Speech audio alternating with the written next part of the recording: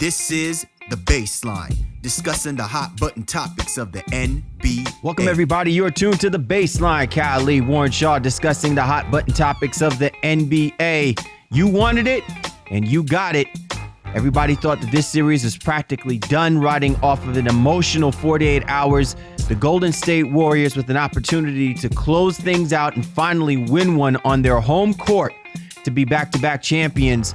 But LeBron James and Kyrie Irving says, not on our watch, as they defeat the Golden State Warriors at the Oracle 112-97 in practically what's considered as one of the more historic performances in NBA Finals history, with the dynamic duo combination of Kyrie Irving and LeBron James. And to discuss what an immense and a competitive Game 5, you know, I got to do it with my right-hand man, 50 grand NBA aficionado, Dime contributor, writer for one of the illest websites, www.shawsports.net.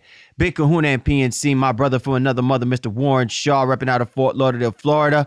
Holla back at me, Mr. Shaw. What were your thoughts, my brother? Well, first of all, salute to all the fans, listeners of NBA Baseline, and thank you for tuning in as we do another NBA Finals wrap-up. And my thoughts, man, I think, you know, you undersold that a little bit. Not on my watch. They were like, hell to the nah. LeBron James, Kyrie Irving did absolute work in this game here in Game 5. Historic performance from those two gentlemen. And as much slander has been thrown out about Kyrie and as much slander has been thrown out about LeBron James over his career, they both really answered the call in this game here tonight and forced the Game 6. Yeah, and this is one of the situations, Shaw, where there seems to be equal motivation happening here. And it was a question of who was going to ride that wave of momentum. Now, we'll break all of that down in what we were speaking about. And clearly, much has been discussed about the situation regarding Draymond Green being suspended for Game 5. But I think a lot of people across the board ultimately felt that the Golden State Warriors still had the horses, especially playing at home, to have the ability to close things out. And this just came down to two players from the Cleveland Cavaliers who just did not want this to end the way that I think everybody was thinking how it was going to end.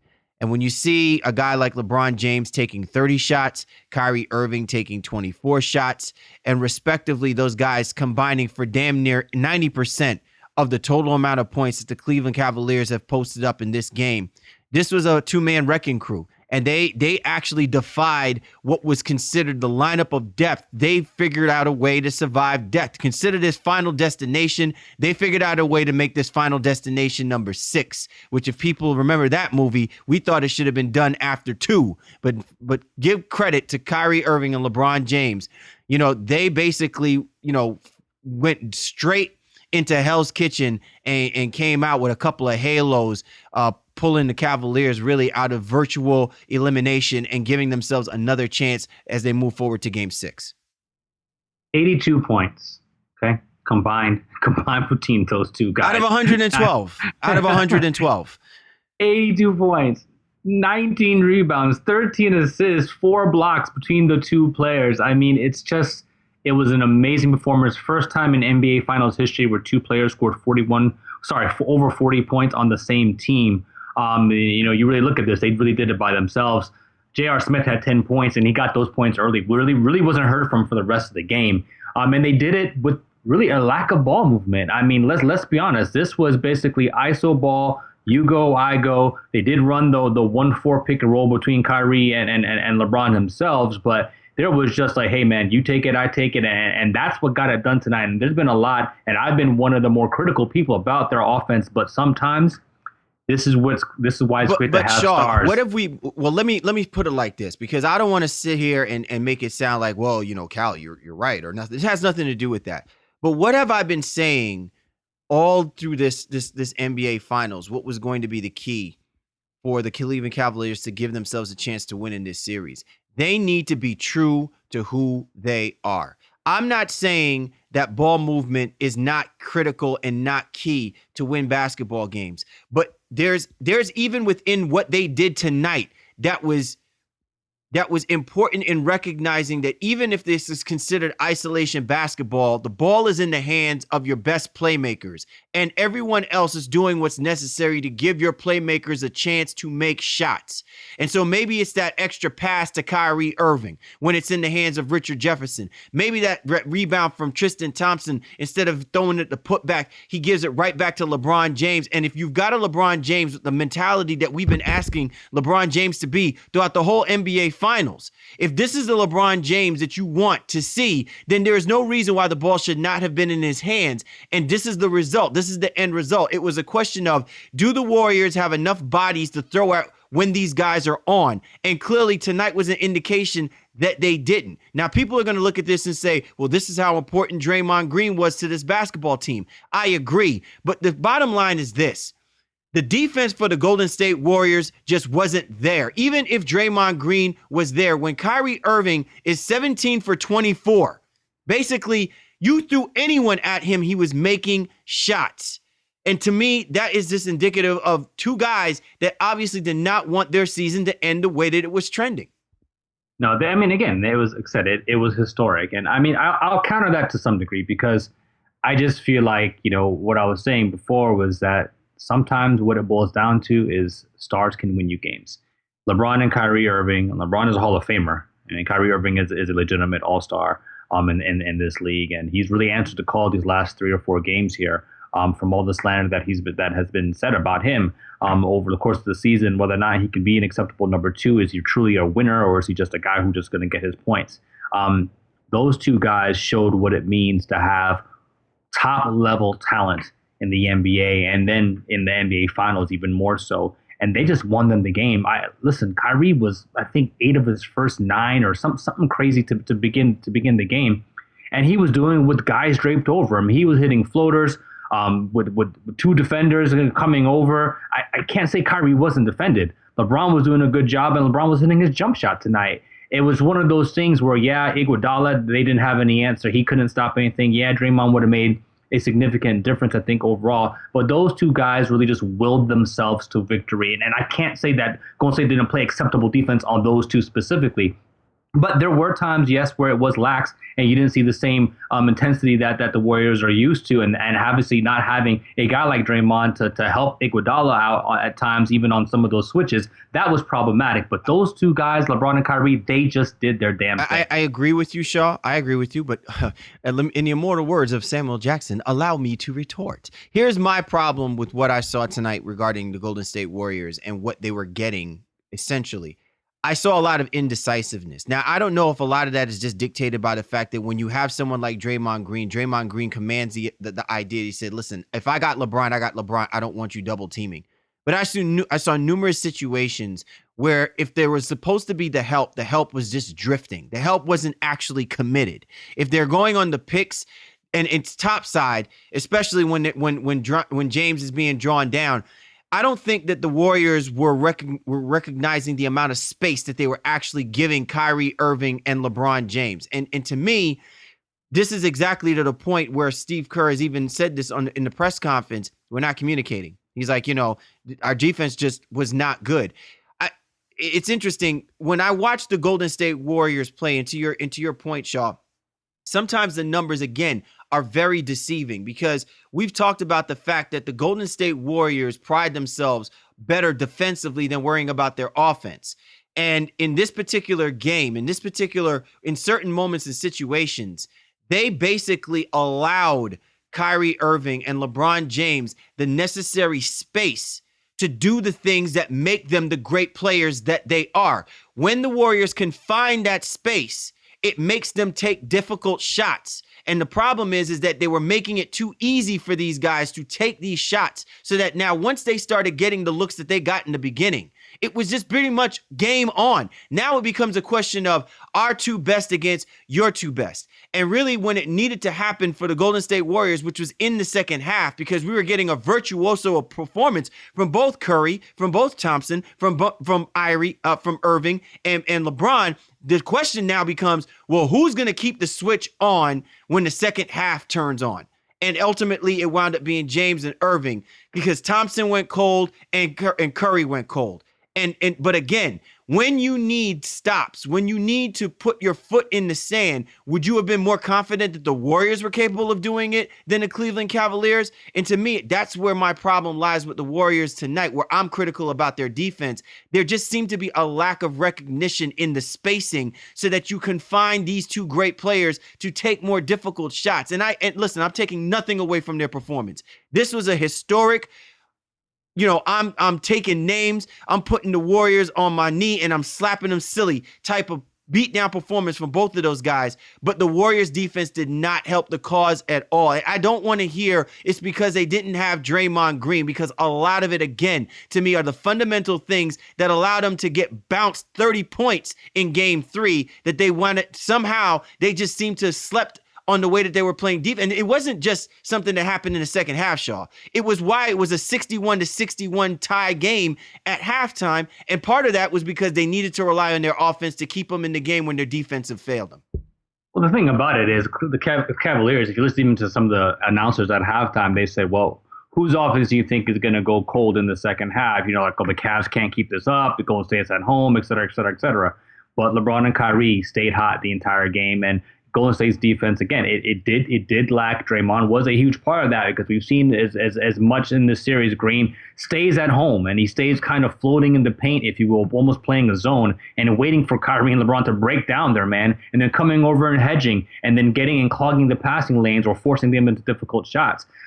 Kerr, as you mentioned on the last show that we did in the last wrap-up, was able to push the buttons and get guys to contribute. And this is the old adage that did not come true tonight, where Kerr went to the bench and, I think he played like 11 guys in the first quarter trying to find some sort of sparks, trying to find somebody who's going to give them some help defensively. He just didn't get that from any of his bench guys tonight, and they were all lost. Let me ask you this question, Shaw, real quick. When it comes to Kerr's decision-making process in the front court, do you think that he kind of rushed? Do you think that he didn't allow some of these guys enough time and opportunity to be able to help contribute in the way that I think it was necessary? Because even tonight, right? Like, Bogut only had 8 minutes, and I understand that a lot of it was contributed to the fall that he took after he blocked the shot on J.R. Smith. But I still don't think that Kerr was going to leave Bogut out there for too long. I still think that he probably believed that he needed more versatility.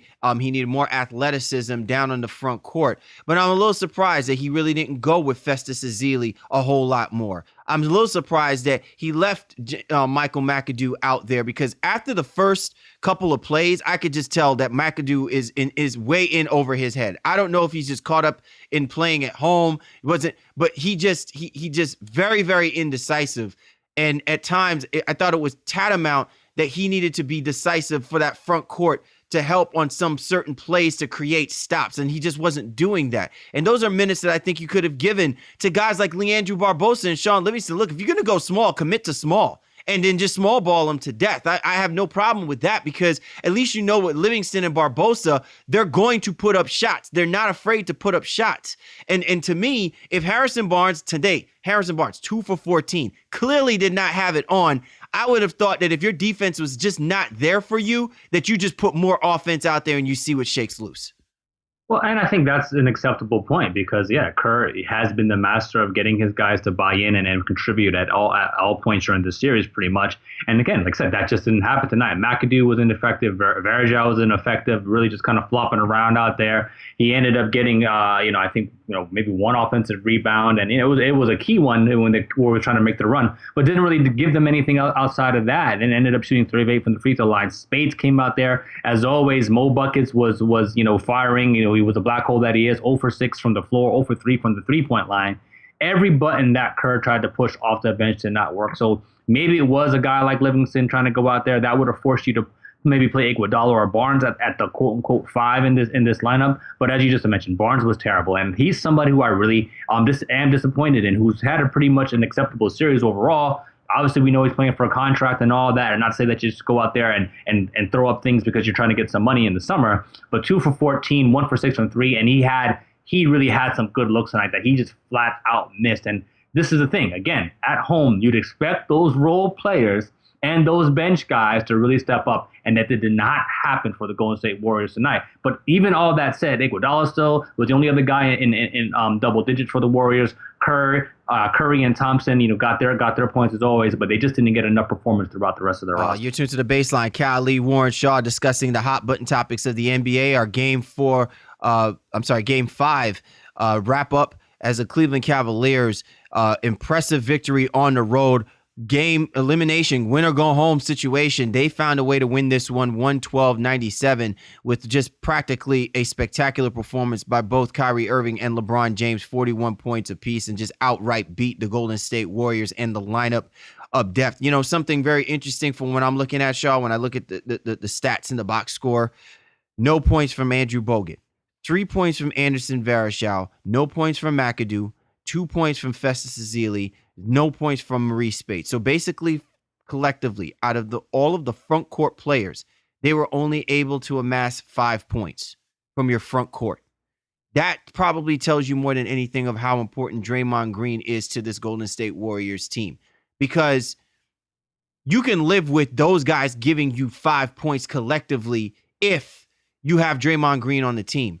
But if he's not on the team, if he's in this case he's suspended, you got to get points from your front court, man. It can't just be on Steph Curry and Klay Thompson, because ultimately they are going to draw double and triple teams, and once those guys get locked down, you got to get production from your front court plays. I knew Iguodala was gonna figure out a way to score points for him. I knew that. A couple of times during the early parts of the game, he was taking what I consider ill-advised three-point shots, because I really felt like he was been more effective if he was driving to the basket and kind of forcing additional fouls that the Cleveland Cavaliers were more than willing to commit. And probably to the detriment of the Golden State Warriors, I think when their shots weren't falling, they fall into that trap to shoot more threes. I take nothing from that from them, but I still would have liked the fact that they could have gone to the basket more. The only person that really felt like that was driving to the basket with conviction and trying to draw the fouls was Klay Thompson. And even at the expense of that, he still wound up shooting 6 for 11 from 3.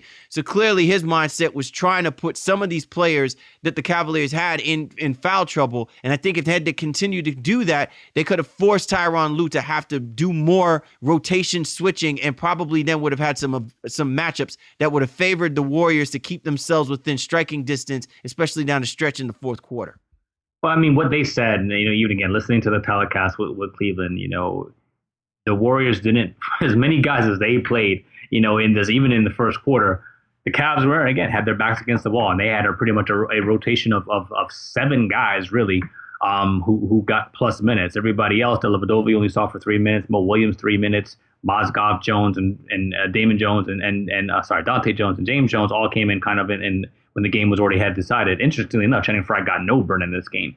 But that it really is kind of indicative of where the Cavaliers were, and kind of counterproductive to where the Warriors were. In essence, it seemed like Kerr in this game seemed to be reaching a little bit, and was just trying to find any type of stopgap, especially in that front court, not having Draymond Green to go to. And it caused a big hole in his rotation. He still threw Harrison Barnes out there for 38 minutes, but just didn't get that production. And I, like you, were wondering, like, okay, well, why don't you bring Ezeli out there to try to keep Tristan and some of those guys off the glass, or even give yourself a chance for some more offensive rebounds? I'm not saying that Ezeli is going to be a game changer, but he has ability to really help you in some spurts in there. And I think with a shorter rotation, that might have been a lineup you could have got away with. But they chose to continue to play small. And in doing so, that left Barnes and Iguodala out there playing the quote-unquote 5 many times during this lineup. Livingston was out there a lot too, almost really as a small forward. And again, it just didn't work out to the Warriors' advantage tonight. Again, as we saw,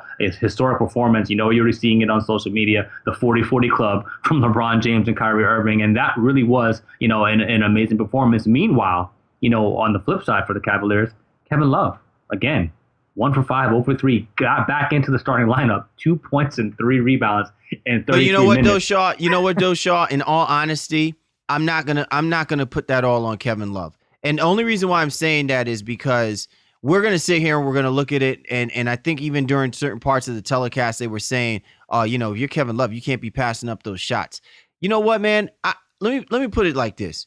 I have more respect for Kevin Love right now because of what he didn't do, because most guys probably should take those shots. But you know what? In a game when you see, just like how we called it, the 40-40 club going off, all right? I don't ever hear Memph Bleak talking about how I hold the Rock Nation together. Okay, he knows that that's Jay-Z, and right now the Cavaliers, Jay-Z is freaking LeBron James. It's either Kyrie Irving. And Kevin Love knows maybe that extra pass to get the ball to him when he sees that those guys are cutting to the basket or getting open or it's going to open up space.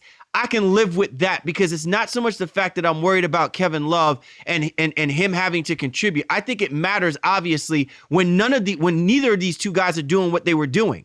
I think what happens is that some of these guys get trigger happy and want to jump in on the fun and don't recognize when the hot hand is doing their thing. Do it until it fizzles. Do it until guys are getting triple teamed and you're just basically getting a practically wide open look. So I give a lot of credit to Kevin Love playing the Chris Bosh role at times. I get on Chris Bosh because I felt like he's always considered to be a 1A kind of player on other teams. But in situations like the NBA Finals, you got to know when other guys have just got it going on and you give up the ball and let those guys do their thing. You do everything else necessary to give them opportunities to get you to that next game. That's what I felt Kevin Love had done. Even though the numbers don't dictate that he just disappeared, I think he was still key in certain situations. He focused more on defensive assignment, probably at times that I think probably don't get talked about. And the numbers, again, are not going to dictate what Kevin Love didn't bring to the table because we get on him for not being there. But I applaud him for knowing his role because when you got two guys like Kyrie Irving and LeBron James doing what they're doing tonight, listen, man, anything less than for what they've done and they still wind up on the losing end, I would highly scrutinize a lot of what Kevin Love didn't do right. Well, I get it. I just again, I don't necessarily agree because I don't feel like this is a historic performance as we've mentioned and outlined many times already in the show, and I don't know that you're going to see them be able to do this thing again. This was something they needed to do to continue their season. Can they do this now, two more times to try to win the series? They're going to need help, and Kevin Love is the next acceptable guy. And I understand, I understand you need to step back and let all-stars be all-stars, but we're the same ones who said Kevin Love is supposed to be part of this big three. He's supposed to be an all-star. So nevertheless, I can forgive the 2 points. I can forgive that. Go ahead. Hey, LeBron, Kyrie, do your thing. But he didn't rebound. He had 3 rebounds. He's out there for 33 minutes. That's poor excuse for basketball. That's not doing your job. And he didn't play good defense. He got in foul trouble. He got caught up on all those switches with Curry a lot of those times and was worried about fouling. And he did foul. I think he ended up fouling Clay in on one of those switches as well. So there is an issue for me with Kevin Love, who I like it as a player and think, yeah, you know what? He does get vilified a lot, but he didn't show up tonight, dog. That didn't happen. 2 points, that's fine. You didn't do that, but he still didn't rebound. He still didn't play defense, let alone, it doesn't matter because they ended up getting the win, but he's going to have to figure out a way to be productive on all levels of the basketball floor, especially when the shot is not falling, especially if they try to win this series. Well, listen, I'm not saying that you're not wrong in your assessment of Kevin Love as far as what he should be bringing to the table. I'm just saying, let's put it like this. He was not the reason why they didn't win. That to me is probably what I'd like to think about that. Maybe in some situations, the expectations are you should be doing all that's necessary for you to win. Like I will scrutinize more about Harrison Barnes when he takes certain shots and he's just not making them. It's just, shots just weren't falling. But then the other reason why we talk about how great Harrison Barnes is because he does play good defense. And guess what? He got handed to him too. Everybody was getting it from Kyrie Irving and LeBron James. And maybe that meant some of those shots that Kevin Love should have been taking should have gone the way of someone who's just giving the business to the rest of that basketball team that you're playing against. So I agree with you. If we were going to basically grade this from an A to an F, I have no problem with saying Kevin Love's grade is a D, F, whatever you want to call it. I'm just not going to be as harsh about it because as good as a player as Kevin Love is and as eager as I think he wants to make a name for himself in the finals, which he's going to have to be. He's going to have to be through the course of these next 2 games if the Cavaliers have any shot. But in this game, in this situation, some of the decisions that he just did not force to be made, so to speak, him passing the ball to get to the guy that needs to be getting to, just not getting in the way of what was happening at that moment, sometimes plays a much bigger role in you being a consummate team player than allowing yourself to be in the bevy of the scrutinization that happens should this team have not won the basketball game. No, and I get that. But again, like I said, I don't want to focus on the scoring because I'm in 100% agreement with you in terms you just need to get out of the way. And you're not at the level where LeBron and Kyrie are. Those guys can get and create their own shots and create shots for other people. Kevin Love is not a perimeter player where he can be out there dribbling, dancing with the ball and get by his man. He needs to be fed. And in this situation, he realized, hey, those two guys were hot. They were very efficient tonight. I mean, 16 of 30 from LeBron, 17 of 24, well over 50 for Kyrie, well over 50% for both guys. So I get that. But again, when you know your shot's not falling, I mean, look what Tristan did. He still had 15 rebounds, 3 offensive, 12 on the glass, 6 points. Again, it's not great work, but, in terms of a points category, but he's like, hey, I'm going to go here and hustle on this glass, if you will. All right, so let's go ahead and push this forward real quick. If you're Tyronn Lue and you've seen what you just saw regarding Kevin Love, do you give those minutes to Richard Jefferson? I mean, you're not going to regress now back into that. I mean, well, you know what, with Lou, who knows? Because I think Love started tonight because Green was out, so I don't know if that is played any real part in Lou's decision making. I don't feel like Jefferson is going to continue to get the lion's share of the minutes. He's going to come in there and spell LeBron, and then when they want to go small, he'll go out there as well too. I think you roll with your guys. We said, I think it was 2 finals preview or post game shows ago. It was like, well, was Love being treated like a role player? And I think tonight he treated himself like one because that was what was needed in this game for them to win. But I think LeBron, as LeBron even kind of got on him early on in the game, and it was, I don't even know what he was talking about, a rotation or something like that. They know they need him, and he can't just disappear. And again, not just focus on points. He can't disappear in general. He needs to be able to have a contribution altogether. But anyway, that's the Cavaliers. They got the W. Let's not focus too much on them. I am really more concerned about what the Warriors are going to do and how much of an impact do you think Draymond Green is going to be. Does he do enough now? Is he really, again, you were saying he's not the excuse for the Warriors to not have won tonight, but does he come back now and help the Warriors take it? He's going to have to. And here is, to me, is where it becomes tantamount and key. And maybe in some respects, a lot of this falls on the shoulders of Steve Kerr and who he draws to help really kind of forge ahead and inspire these guys to play the defense that's necessary. Again, this all comes down to the ebb and flow. The third quarter, whoever wins the third quarter wins the game. And in the 3 games that the Warriors have won, it's been what they've done in the third quarter. Because ultimately, in most of these games, they've either been behind or tied with the Cleveland Cavaliers coming out of the halftime. So part of that really just comes down to staying disciplined defensively. Again, my whole thing with what happened tonight with reference to Draymond Green not being there is probably to relieve some of the tension, so to speak, when LeBron James is isolated one-on-one with whoever it is that he gets switched off of. And what tends to happen and the hesitance that I saw from the front court players in their commitment to double team when it was necessary to double team. Draymond Green, I think, relieves a lot of that. And maybe for Steve Kerr, that's more of a relief factor because then he doesn't have to keep harping on guys, be committed to what you're trying to do defensively instead of worrying about what you're trying to do offensively. Tonight was just one of those nights where you had 2 great players do historic Hall of Fame-like type of, things on the basketball court. But sometimes that could be nullified when you have a neutralizer defensively. And that's what Draymond Green does bring to the table, which will definitely help the Warriors. Now, whether or not it'll help them win game 6, I think still comes down to the Warriors from a defensive perspective staying disciplined. So maybe in that sense, I can see where Draymond Green becomes a very, very big important factor to that. Because clearly, if he's the only person that seems to get up in these guys' ear to be disciplined about how they're supposed to stop the Cleveland Cavaliers, then, what can I tell you? He cannot afford to foul. He cannot afford to, get another flagrant foul. Cannot afford to not be on the basketball court for the Warriors if he clearly is their defensive anchor. I just didn't expect this kind of poor effort in the second half. I would have figured they would have figured things out a lot better after what happened in the first half to give themselves a better opportunity to do something in the second half, even if offensively they weren't able to hit shots. Yeah, I'd have to agree. I was disappointed with the overall defensive effort, and I think Draymond is going to have to be, as you said, he has to be out there. And then the more interesting even maybe caveat to that a little bit is if Bogut is not going to be able to play the rest of the series, and we don't know that as we record the show, more information will come out in the coming days. But and I guess that would end up keeping Iguodala in the starting lineup. Draymond starts at the 5.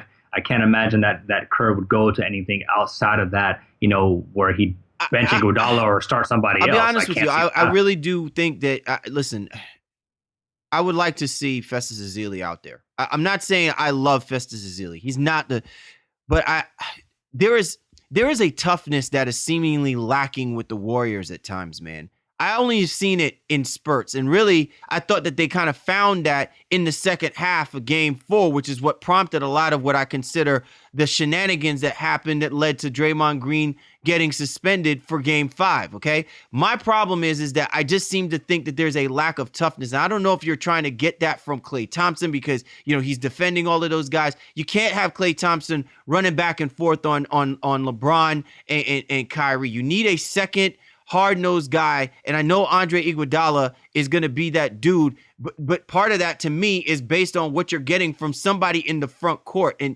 you're not going to get that consistently from Bogut. I feel like you can get a little bit more from Festus Ezeli because he's more of a physical presence. He just needs to play smart. I don't know if they got to put a bug in the dude's ear, but I really think, and he did this last year, so I don't understand why this is such an admiration for him to not be like this. It was what they've been asking. It's part of the reason why he's still on this basketball team because they know what he's capable of bringing to the table defensively. He's not doing it, and he's not giving himself a chance to do it. Yeah, I mean, Ezeli has always had trouble staying on the court and staying out of foul trouble and things like that. So Kerr is going to have a long conversation with all of his bigs and trying to figure out a way to get some acceptable performances from all of them, whether that's just, they're going to go out there and get on the glass because none of them are straight post-up guys where they can go down their score. They're all garbage men pretty much, picking up off the rebounds and trying to get off some putbacks and maybe being involved in pick and rolls and some alley-oops and things like that, and being energy guys. But you want him to go out there and do just that. I think Varejao is another guy who's going to probably get plus minutes now too. If Bogut is unable to return in Game 6 or even for the rest of the series. I guess another interesting question too is how much do you trust Mo Spates, as he really has been non-existent and has been such a key to them. But again, this series just has no vibe, no flow going into it. So there's going to be some interesting questions I think for the Warriors as they face Game 6, because if they end up losing that, then all the pressure, even with them being at home, does turn around on them in a Game 7. I mean, we're not there quite yet, but I think they have some questions that they definitely need to have answered, and I don't know if Draymond cures all. Yeah, well, listen, I completely agree with you from that perspective. I guess the one caveat to me comes down to, can the Golden State Warriors amp up their defense? We've seen if they play the defense that they're capable of playing, everything else I think takes care of itself. We have still seen that this Cleveland Cavaliers team cannot play committed defense for 48 minutes. And let me put this in its proper perspective. We would have probably seen one of the more historic performances offensively from both teams had Steph Curry and Klay Thompson hit their shots in the second half of the game. Okay, because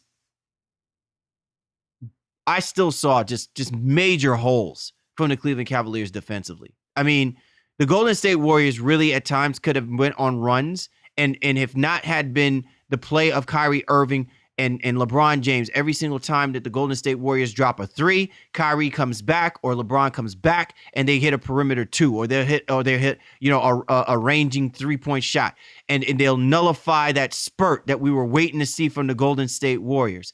If you're going to tell me that you're going to rely on this over the course of the next 2 games, then I'm going to tell you that the Cleveland Cavaliers are the Golden State Warriors of the NBA Finals, okay? I don't know if I can rely on that, because the one thing that we can rest our hat on is when the Golden State Warriors choose to play quality defense, the Cleveland Cavaliers have yet to solidly figure out a way to give themselves an opportunity and a chance to execute against it. That to me is the definitive factor so far. When the Golden State Warriors are on it offensively, the Cleveland Cavaliers have not shown a propensity to play quality defense consistently throughout a game.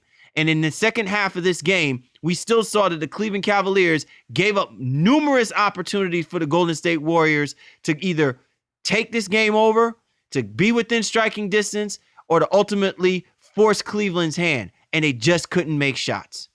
No, you're right, and that is a concerning thing. I think if you're the Cavs, so I mean, you got that great performance that you got from LeBron and Kyrie, but you did give the Warriors opportunities, and it was a rare situation where they were at home, and they missed some wide open shots, and some of their rotations didn't work out. So, if you're Cleveland, you can't rest on your laurels. I mean, you're still down 3-2 in the series regardless. So if you lose, you're going home. It doesn't matter. But they do have to shore up some things, and if you're Golden State, you have to kind of say, well, listen, our defense needs to be better on that side, but we also miss a lot of shots that we usually make. And that, to me, if you're Golden State, can be somewhat reassuring, especially if you're getting Draymond back, who does help you facilitate some of that offense too. Because I think we focused on Green's impact defensively, but he really is another playmaker for them out there offensively, and is great at setting the screens and and driving even at his size and getting guys open, especially hitting guys in the corner and some of those back cuts too. So there, like I said, if you're Cleveland, it's far from over. Your work isn't done yet. And if it takes another 82-point performance between those two guys,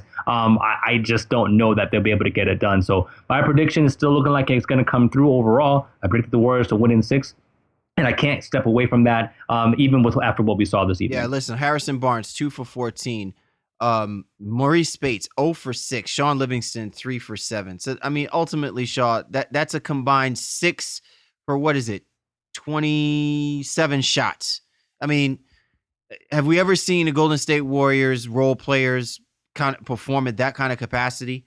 You know what I'm saying? I mean, those are 27 shots that probably can go to other guys that probably wouldn't make the shots, more consistently. I mean, we're going to get on Steph Curry for only going 8 for 21, but 3 key players when your third key player, Draymond Green, not being in the game, and this is what you're getting from your effort. I feel like that's partly more of an admiration from an offensive perspective, but I completely agree with you that, again, once the Warriors start to set the tone defensively, like there's no reason for in throughout most of this series that we've seen the Cleveland Cavaliers shooting at a 54% clip in the first half of a game. So you already knew right then that the Cavaliers were locked in offensively and that the Warriors weren't locked in defensively. So to me, that tone has to be set from the early onset. If the Cavaliers are easily making shots, then this is going to come down to the Golden State Warriors making their shots. And we've seen, listen, I get on, everybody gets on Charles Barkley about the fact that, he has this foolish thought process that jump shooting teams can't win championships. That may not be the case, but we've seen where jump shooting teams don't win games. And in a game like this, their shots weren't hitting and they did not wind up winning this basketball game. Yeah, and again, a lot did not go right for Golden State. I think on both sides of the basketball. And if you would have asked me who was gonna score 13 points in the fourth quarter, I definitely wouldn't have said it would have been Golden State. And that's exactly what we saw tonight. The second half was pretty much dismal for Golden State on both sides of the basketball. And you just have to see what Kerr now cooks up, if you will, for lack of a better phrase, if you will, to see if what happens in Game 6 now as they try to close things out. So I can't wait. It's nice to have this intrigue. I'm sure the NBA is happy to have another game so they can get some more ads in and all of that. But I think as a basketball fan, nobody really wanted to see the NBA end tonight. Although I'm getting tired of some of the outside narratives that are associated with the finals this year. I still want to see good basketball, and we finally got a pretty good game in Game 5. So hopefully that continues in Game 6. Most definitely. You're tuned to the Baseline. Callie Warren Shaw. Our Game 5 post-game wrap-up. The Cleveland Cavaliers defeat the Golden State Warriors 112-97. Shaw, final thoughts as we basically roll on out of here. What are your expectations for Game 6? And, clearly you said that the Warriors are going to win in 6, so I'm going to hold you to the fact that you said just a few moments ago that you're staying true to that. But what are your expectations going in for Game 6? Like, what are you looking forward to? And it's most important as far as what you're keeping your eye on.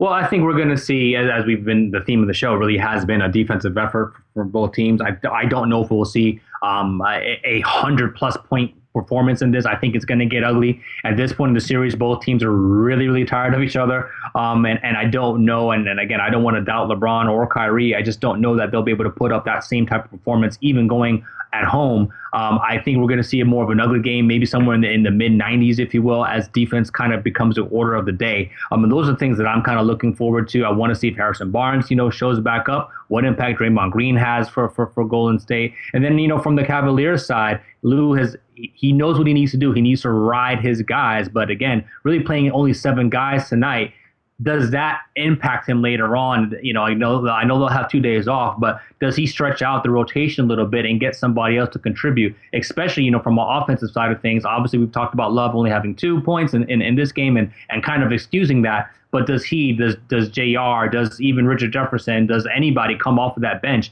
and try to give them some offensive production as well too? So those are, I think, my keys to the game. The Cavaliers' overall rotation and getting outside production from LeBron and outside of LeBron and Kyrie, and then the overall team basketball and defense from the Golden State Warriors. How do those things play out? Yeah, man. Again, I go back to what intrigues me more than anything now is what kind of impact Draymond Green will have now coming back into Game 6. Is this going to be a fired up Draymond Green who's absolutely livid at the fact that he wasn't there to help his guys possibly try to put themselves in a position to win this basketball game? Will his effort help the Golden State Warriors, or will it take some adjustment? Will it take them having to go back to a Game 7 in order for them to? And real quick too, even with that Draymond thing, think about this too. I think it was Ben Golliver, from SI who tweeted out, or I can't remember who. So excuse me on that, but. Does Draymond now come back and be even slightly tentative? Right. So because now he has to avoid getting another foul per se of flagrant right, because then he'd be suspended for a Game 7 if the Warriors lose Game 6. So even that too, even his over mentality of how he plays, not just what he does on the court, but even the same aggressiveness of which he usually does. You have to kind of watch that too, dog. Yeah. No, listen.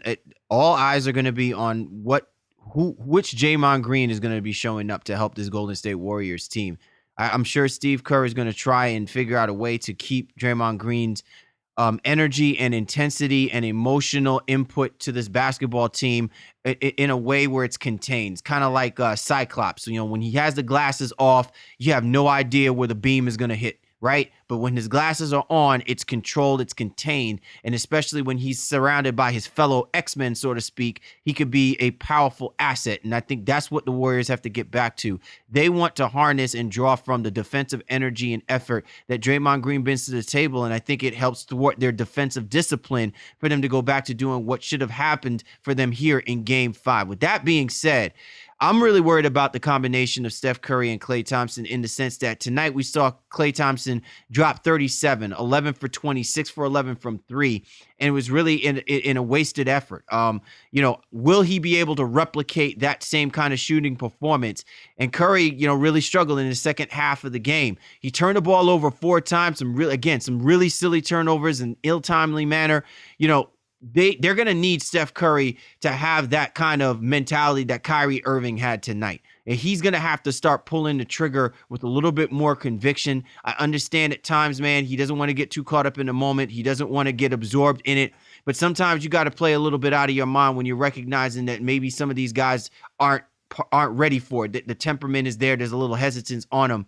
They need to play within that moment. If they do that, I think that they'll be just fine. But again, this comes down to the Warriors playing that defense. If they play that defense, I think the offense takes care of themselves, because really the Cavaliers still don't have an answer to how to combat the Warriors when they're spacing the floor, when they're doing their pick and roll, small, big, short, tall, however you want to find the adjectives to.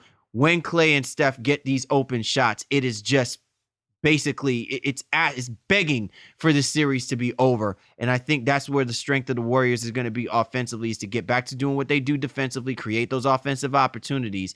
I still think that they're going to win this thing in 6, which means they obviously have to win on the road. But this is all going to come down to what they do in that third quarter. If they are down by 30, it won't matter. But if they're hanging around and they're within striking distance, there's no better team that can pull out that third quarter spurt better than the Golden State Warriors.